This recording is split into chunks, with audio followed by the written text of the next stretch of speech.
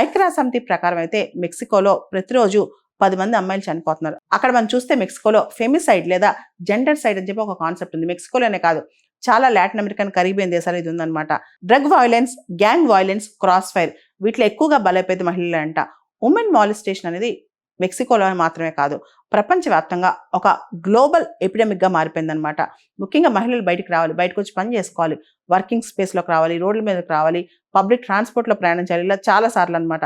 అయితే ప్రపంచవ్యాప్తంగా even south east Asian నేషన్స్లో కూడా ఇది బాగా పెరిగిపోయింది. మనం ఒకసారి విశ్లేషిస్తే గనక కాంబోడియాలో ఒక సోషల్ కల్చర్లో భాగంగా ఒక ప్రాక్టీస్ వచ్చింది. అది ఇప్పుడు సొసైటీలో అక్కడ నార్మల్ అయిపోయిందంట. అదే బాక్ అని చెప్పి 10-15 మంది అబ్బాయిలు ఒక అమ్మాయిని గ్యాంగ్ రేప్ చేస్తూ ఉంటారు అనమాట. అక్కడ అలా చేయటం అనేది అక్కడ ప్రివలెంట్ అయిపోయింది. సొసైటీలో అది ఒక నార్మల్ ప్రాక్టీస్ అన్నట్టు చూసే విధానం వచ్చేస్తుందంట. అదే బాక్ అని చెప్పి. అదేవిధంగా జపాన్లో మనం చూస్తే పబ్లిక్ ట్రాన్స్పోర్ట్ కావచ్చు, పబ్లిక్ స్పేసెస్లో మహిళల్ని, ఆడపిల్లల్ని అసభ్యకరంగా తడవడం కావచ్చు, ఇలాంటివన్నీ కూడా జపాన్లో స్టార్ట్ అయ్యాయంట. జపాన్లో ఆ ప్రాక్టీస్ని చికాన్ అంటారనమాట.